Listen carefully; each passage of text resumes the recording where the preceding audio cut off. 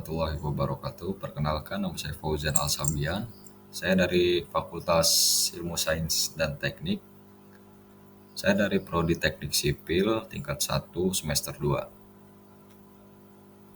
Baik, di sini saya akan mempresentasikan ilmu ukur tanah. Masuk ke pengertian alat ukur.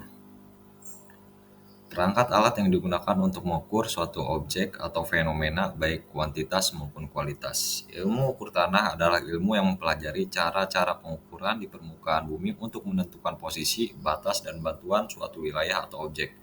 Pengukuran ini bertujuan untuk menggambarkan wilayah tersebut dalam bentuk peta atau model digital, serta digunakan dalam berbagai aplikasi seperti perencanaan, konstruksi, dan pemetaan.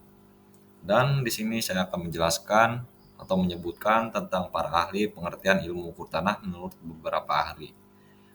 Menurut Paul R. Wolf dan Russell Schiebrink 1986, ilmu ukur tanah secara umum adalah disiplin ilmu yang meliputi semua metode untuk pengumpulan dan pemrosesan informasi tentang bumi dan lingkungan fisiknya.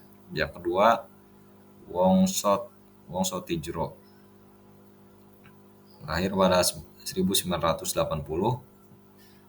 Dia menyebutkan mengukur adalah menentukan unsur-unsur jarak dan sudut titik-titik di suatu daerah dalam jumlah yang cukup sehingga daerah tersebut dapat digambar dengan skala tertentu. Dan selanjutnya teodolit. Kita masuk ke jenis-jenis pengertian alat ukur.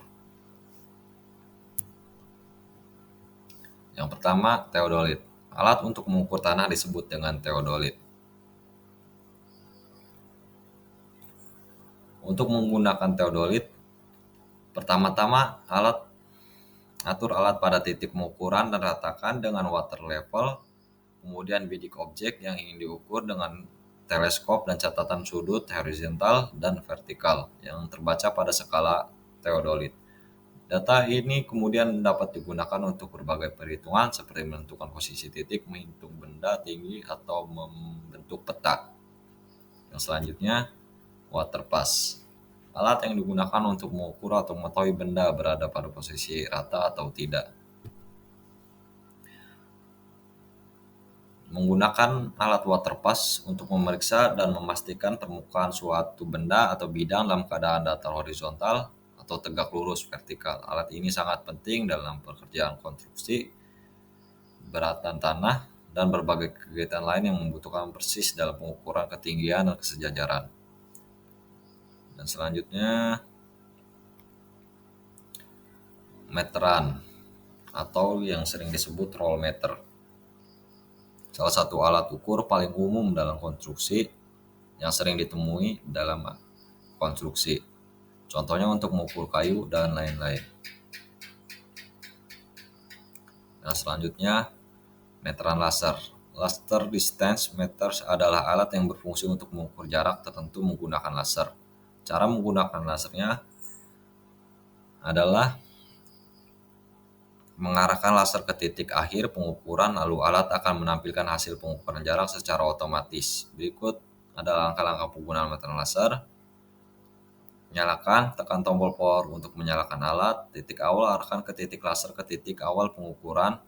Titik akhirnya arahkan ke titik laser ke titik akhir pengukurannya. Dan selanjutnya, jangka sorong. Alat ukur yang digunakan untuk mengukur panjang diameter luar, diameter dalam keadaan dan kedalaman benda. Cara menggunakan jangka sorong untuk mengukur dimensi suatu benda dengan tingkat akurasi yang tinggi. Fungsi utama adalah mengukur panjang, diameter luas, dan dalam, serta kedalam benda. Alat ini memiliki rahang tetap dan rahang besar yang memungkinkan pengukuran berbagai jenis dimensi, termasuk diameter dalam dan luar suatu benda, serta ke dalam lubang. Selanjutnya, busur derajat. Searah jarum jam dan dapat digunakan untuk menggambar dan mengukur sudut. Alat yang digunakan untuk besar sudut dalam suatu derajat Ini sangat berguna dalam berbagai bidang termasuk matematika, arsitektur, dan teknik. Cara menggunakan adalah meletakkan titik tengah busur pada titik suatu sudut yang akan diukur. Dan garis besar busur disejajarkan dengan salah satu sisi sudut, kemudian membaca skala yang ditunjukkan oleh sisi sudut lainnya.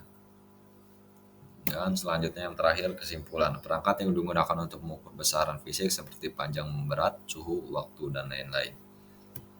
Dan terima kasih sudah menonton. Jangan lupa subscribe and like and share. Dan juga komen. Oke, cukup sekian dari saya. Wassalamualaikum warahmatullahi wabarakatuh.